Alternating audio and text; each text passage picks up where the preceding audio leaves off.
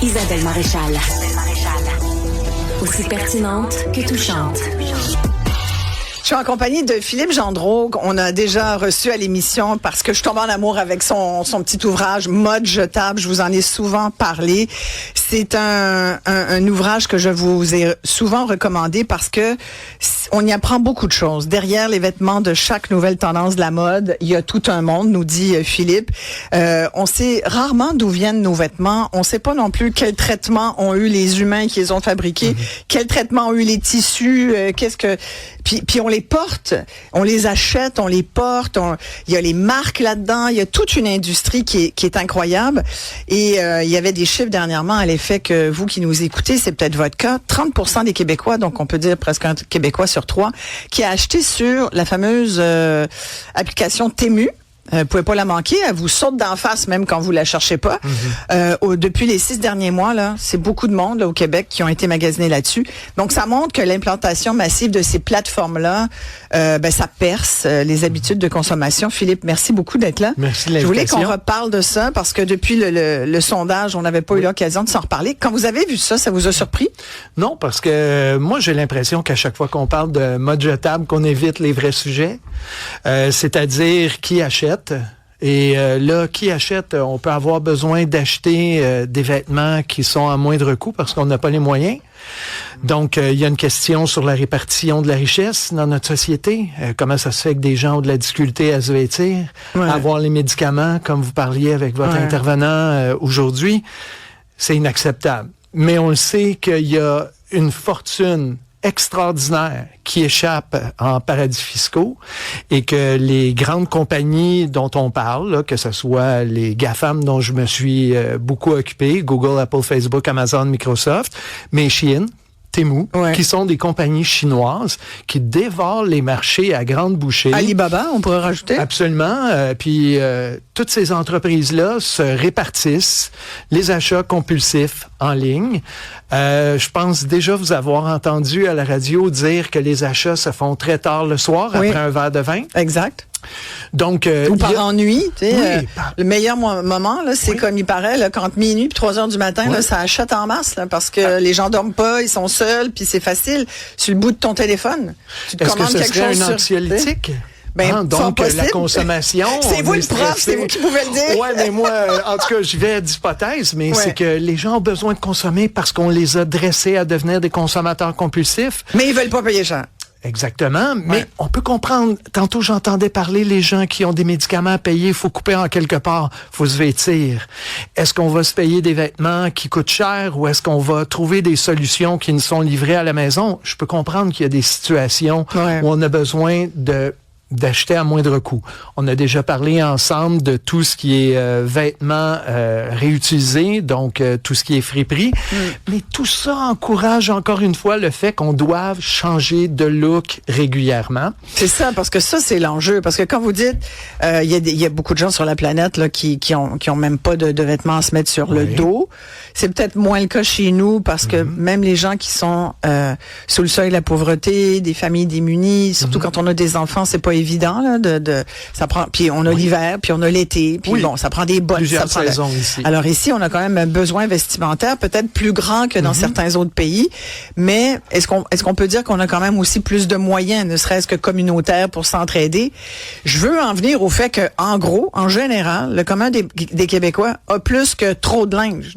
Oui. On a trop de linge. On va se le dire. On dit que la plupart de nos vêtements vont passer 90% de leur temps dans le placard. Exactement. C'est ça. Dans le garde-robe. Des fois avec l'étiquette. Ben oui, puis juste de faire l'exercice à la maison, de faire le ménage de nos vêtements qu'on n'a pas portés durant la dernière année, on va constater assez rapidement qu'il y a beaucoup de choses qui ont été achetées inutilement. Oui, ben, on va poser la question, Olivier, tu veux bien, à nos auditeurs. Est-ce que vous êtes préoccupés? C'est plusieurs fois qu'on vous en parle à cette émission, puis comme c'est notre dernière semaine, je voulais vraiment, là, je me gâtais, je me disais, on en reparle encore, parce qu'on a quand même du travail, des croûtes à manger tous là-dessus. Est-ce que vous êtes plus conscient de cette consommation responsable? Êtes-vous plus conscient qu'il y a une mode jetable, puis qu'à un moment donné, faudrait peut-être, avant de l'acheter, de la jeter et de l'acheter, faudrait peut-être y penser. Est-ce que j'en ai besoin? C'est pas moi qui ai dit ça la première, mais non, c'est ça. il y en a qui a fait du millage là-dessus. Mais bon, bref. C'est le temps de témoigner parce que je suis convaincu que vous utilisez toutes ces fameuses plateformes qu'on a mentionnées. Oui, tout le monde le fait. Ben oui, 827-2346, 187 Cube Radio. C'est le cas d'Alex de Montréal. Il dit, bonjour, cet hiver, je me suis fait tenter par Temu. J'ai commandé plein de choses. Quelle erreur. Ah oui, Il dit, c'est vraiment un site à arnaque. J'ai retourné 90% des choses que j'ai pu acheter. Je n'utilise que le 10% restant. Toutefois, moi, je l'utilise. D'accord? Temu, c'est vrai? Shein, entre autres. OK, Shein. J'ai un manteau, un petit jacket, on va dire, de printemps-automne. Ouais. Ça fait 6 ans que je l'ai et il est toujours impeccable. Toutefois, en effet, c'est un manteau. On le lave pas souvent. On fait pas souvent ça avec ça. Mais certains produits, de ce que je me suis fait dire, aussi de nos collègues ici, ça peut quand même être bien. Je pense que c'est l'aspect après ça d'être responsable, en effet, comme on mentionne. Mais moi, c'était d'excellente qualité et le prix, bien entendu, était abordable. Mais donc, est-ce c'est que ça tu qui aurais donne le pu goût. trouver un manteau dans un magasin, un détaillant pignon sur rue ici au Québec, prix équivalent? Peut-être. Mais toutefois, tu l'as pas cherché. Il aurait fallu que je prenne mon véhicule et que je quitte le milieu lorsqu'il était 1h du matin sur mon téléphone. Il était 1h du matin? T'as-tu acheté ton manteau la nuit? Certainement. On va dire entre 10h puis minuit, là, je m'en souviens très bien. Donc oui, j'ai tombé dans le panneau, mais en effet, ça a quand même été efficace en soi parce que je le porte encore aujourd'hui. Ben oui. Mais ça, c'est un côté responsable. Philippe, de l'exemple d'Olivier? Ben, je veux pas... Peux-tu donner le numéro de téléphone? Oui, 1-877-827-2346. Puis, je suis pas ici justement pour juger parce que moi, non, on n'envoie pas de roche à personne. C'est ça, j'essaie de diminuer ma consommation. Je connais pas la garde-robe d'Olivier, combien de manteaux acheter à 1h du matin. Il a une garde-robe diversifiée. Oui, mais j'ai pas vraiment beaucoup de vêtements. Bon. J'essaie de me varier ici à la télé pour vous, mesdames et messieurs, mais pour vrai... Oui, parce que le public attend qu'il y ait du changement à l'écran aussi, on le sait. Mais c'est ça, c'est que ce qu'on achète, le temps qu'on prend d'y penser, puis aussi de vérifier la qualité. Puis, il faut être honnête, sur Temu et Shein, c'est pas la première fois que j'entends des témoignages que parfois, il y a des articles qui semblent de qualité puis durables. C'est normal parce que eux engagent des sous-contractants. C'est la logique de ces grandes entreprises-là. C'est monstrueusement énorme puis ils prennent des sous-contractants parce que c'est une entreprise qui fonctionne avec l'intelligence artificielle. Donc, ils vérifient les commandes en temps réel, donnent des commandes en temps réel. En 24 heures, un vêtement peut commencer à se faire produire parce que dans une série télé, on après avoir été copié. Exactement, c'est toujours de la copie. Puis c'est pour ça que... C'est toujours de la copie. Ils ont pas de designer? Ben, j'ai comme l'impression, parce que je peux pas juger de chaque article qui est fait, mais je me dis, c'est tellement facile pour eux de copier parce que c'est chinois. Donc, chinois, on respecte pas les droits et libertés de la personne. On fait du plagiat vraiment de façon éhontée. Puis, dans le fond, c'est que c'est une production qui tient jamais compte des limites des ressources.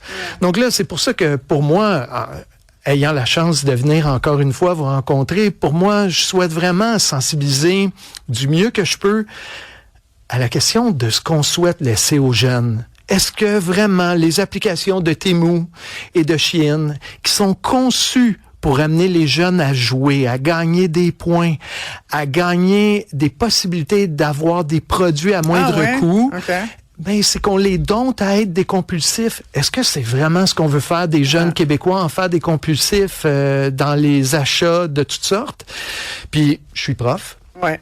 Ah, des jeunes d'ailleurs? Oui, des jeunes de 15 à 17 ans. Et j'interrogerais les parents. J'aurais le goût de soumettre une nouvelle question Allez-y. au public. Allez-y. Ben oui. Est-ce que ça arrive que des parents décident de prendre congé de l'école ou permettre un congé de l'école pour aller magasiner?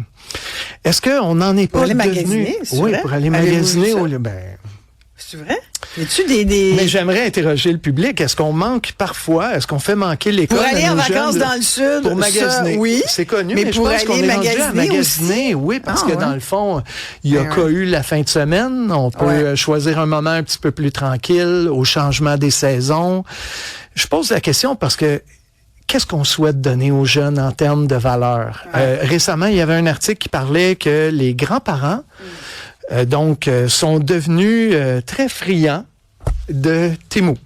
Donc, des petits cadeaux qu'on peut offrir aux petits-enfants. Ouais. Et que, dans le fond, les enfants sont inondés de gadgets de toutes bébelles, sortes. ouais. Mais pour encore traduire l'affection en objet qu'on donne. Ouais. Parce que là, c'est la grande question de notre société.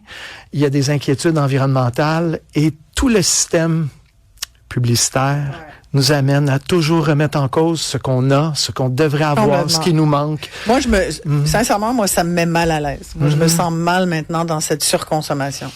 Ça, c'est moi. Je sais que, mais j'ai lu votre livre, c'est sûr. J'en ai lu d'autres aussi. Je regarde mon garde-robe, puis c'est sûr que, bon, moi, je fais de la TV aussi. Je suis dans le public. Si je l'ai déjà dit, si je fais 2-3 fois la même affaire, on m'envoie des messages. Coudonc, t'as pas de linge?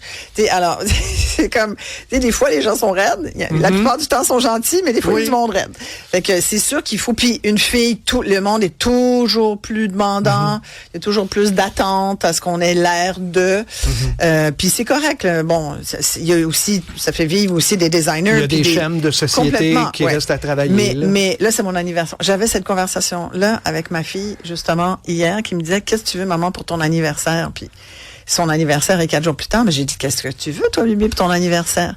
Puis elle me dit, ça dépend de toi, ce que tu veux. Mais j'ai dit, moi, sincèrement, des petits mots, de l'amour, du temps, je veux que tu me donnes du temps. Ben, elle dit, ben là, franchement, là. Mais peut-être ça fait, vous allez dire, ben là, c'est cucu, son affaire. Mais sincèrement, aujourd'hui, je sais pas quoi enlever de mon garde-robe. J'ai regardé le linge que j'ai, là. Les 3/4, je l'ai pas porté. Je veux dire, c'est trop. Tu sais, je veux pas plus de linge. Mais est-ce que magasiner est pas une activité en famille? Ben, je sais pas. Hier, on est allé magasiner avec mon autre fille. Il était 5h moins quart. On arrive devant un magasin. Écoute, t'aurais dû voir l'accueil. Elle voulait essayer le maillot de bain. Ça a été comme, ben là, non. Il était 5h moins 20, là. La cabine d'essayage était fermée. On n'a pas pu essayer. Elle dit, ben, vous pouvez l'acheter, achetez-le, puis vous le rapporterez. Elle s'en foutait, la vendeuse. Elle voulait juste s'en aller. Elle était tannée de sa journée. C'est plus le fun de magasiner comme c'était. Tu parles de l'expérience du magasinage. On n'avait pas de fun, là. On n'a pas pu essayer le vêtement. On est ressorti, les mains vides. Remarque, ça a été une bonne chose parce qu'on n'a pas dépensé. Économie, un maillot de bain en moins. Voilà, c'est ça. Mais tu sais, c'est tout il y a pas de mais c'est ce que les gens disent sans doute aussi. Beaucoup de gens témoignent disent, on n'a plus de plaisir à aller dans les magasins, le monde est bête ou ils conseillent pas. Fait que dans le fond, avec mon ordi, mon téléphone, personne m'achale. Et c'est pour ça que, tu sais, ici, un auditeur nous mentionne, oui, Temu et Shein, il y a beaucoup de choses qui sont très, très de bonne qualité, qui fonctionnent. Je magasine presque toujours sur ça. Puis j'ajoute que parfois, lorsque tu te déplaces, non seulement le service, bien entendu, n'est plus du tout ce que c'était, mais cette culture-là, de consommation rapide, elle est partout. Ancrée. Je veux dire, elle est ancrée même dans certaines chaînes. Là, je vais en mentionner une. H&M, par exemple. Je m'en vais là. C'est des prix très abordables. Je veux dire, les t-shirts, ils durent pour vrai 2 mois. 2 mois. Mais H&M, c'est comme... Non, mais c'est le même principe. Mais on dirait que c'est moins pire parce que c'est pas nécessairement la même plateforme parce qu'ils ont un magasin. Oui, parce qu'ils ont pignon sur rue, on peut penser. Je trouve que c'est partout. Puis il y a beaucoup d'hypocrisie, je trouve, dans tout ça. Là. Énormément. Parce que c'est pas vrai que je m'en vais sur les lieux, que je suis mieux. Là. Exactement. Mais c'est pour ça que Shein a essayé. En France, on l'a vu, là. C'est chez BHV, là, qu'il y avait... Oui. Est-ce que c'est vrai que ça a vraiment été un fiasco? Est-ce qu'on peut considérer que c'est un fiasco? Shein qui s'ouvre un magasin, puis là, on a vu les designers quitter. Il y a des clients qui ont fait comme moi jamais, même si on a vu des fils aussi de gens qui disaient, à qui on posait la question. C'était la dernière fois qu'on s'était vu. Là. C'est ça. Il y avait même, on a fait entendre une vidéo où on demandait aux gens sur la rue, puis savez-vous que c'est fait par des enfants? Puis il y avait une dame, moi, écoute, j'en reviens toujours, qui avait dit, ben là, écoute, chacun sa vie, là, puis moi, c'est pas mes enfants, puis c'est comme, c'était épouvantable quand tu y penses. Mais je pense pas que ça a été l'échec qu'on a aimé présenter, parce que l'objectif de Shein est de se présenter comme une bannière respectable. Ouais. Donc, d'avoir pignon sur rue, comme ça, à Paris, dans un centre bien connu. Bon, là, après ça, il y a d'autres commerces qui ont voulu boycotter. Je pense qu'il y a Disney, entre autres, qui a pris ses distances. Mais j'ai écouté un reportage récemment où on parlait que cet édifice-là était pour se faire transformer partiellement en hôtel de luxe. Donc, la personne sous-entendait qu'il y avait peut-être aussi un changement de vocation qui se faisait naturellement, on pourrait dire organiquement, mais qu'il y a des intérêts financiers derrière tout ça. Parce que Shein, c'est ce qu'on avait parlé la dernière fois, fois, essaie de prétendre que tout le monde a le droit d'être à la mode. Et oui, derrière c'est ça, cette idée-là, c'est acheter à bas prix des copies des vêtements des grandes marques. Ouais. Et comme ça, ben, on va pousser la chose au maximum du potentiel. Philippe, Olivier, on a un auditeur qui veut dire son petit mot sur dans cette conversation. Bonjour Pierre. Salut, ça va bien? Ça va très bien. Est-ce que vous magasinez sur ces sites qu'on vient de nommer pour acheter ou vous êtes un petit peu plus conscient depuis les dernières années? Non, je magasine en ligne. Ça doit faire 4 ans que j'ai pas rentré dans un magasin. À part tout ce qui est, mettons, les animaleries pour la nourriture des animaux puis l'épicerie. Mais à part ça, je suis pas rentré dans un magasin depuis, ça doit faire au moins 4 ans que je suis pas rentré nulle part. Je commande tout en ligne, puis Temu, ces choses-là. Moi, je joue avec le prix principalement. Fait que c'est principalement ça. Mais en fait, je commentais aussi parce qu'il demandait si il y a des enfants qui ont été enlevés de l'école pour aller magasiner, puis ma mère elle faisait ça. Des fois, il y a des après-midi là, où j'avais de l'éducation physique là, ou des cours théâtre ou musique, là, des affaires inutiles. Là. Les affaires pas importantes, là. Ouais. À m'emmener à décider, on va aller magasiner, elle était infirmière. Non. Elle dit, j'ai congé dans cet après-midi-là. Fait qu'elle dit, c'est là qu'on va faire les magasinages, on va aller acheter des jeans. Puis elle dit que ça, la fin de semaine, on n'avait pas le temps. Elle était fatiguée de sa semaine, elle travaillait fort. Fait qu'elle a dit, la semaine, elle dit, j'ai un congé là, on va y aller là. Ouais. Fait que vous, le théâtre, vous avez manqué beaucoup de cours? Non, théâtre, j'aimais ça. C'est surtout l'éducation physique. J'ai manqué éducation physique. Ah, bon. Merci, Pierre. Merci beaucoup de votre commentaire. On a d'autres commentaires. Ouais, Diane, on dénonce la surconsommation uniquement, on en parlait un peu plus tôt, lorsqu'on achète à rabais. C'est là qu'on dénonce, mais quand on paye le gros prix, c'est drôle, aucun problème, bizarrement. Et Janine de Québec ajoute, le fait que l'expérience de magasinage soit rendue désagréable, plus souvent qu'autrement, m'a permis d'économiser beaucoup d'argent. Exact. Tu dis, au moins, j'ai rien acheté. Ouais. Ou acheter peut-être à rabais sur Internet. Mais des fois, c'est pas toujours à rabais. On va revenir là-dessus, d'ailleurs. Les faux rabais, là, l'impression qu'on a de pas payer cher, mais finalement, ça reste cher pareil pour ce que tu as. On revient tout de suite après avec vos commentaires également.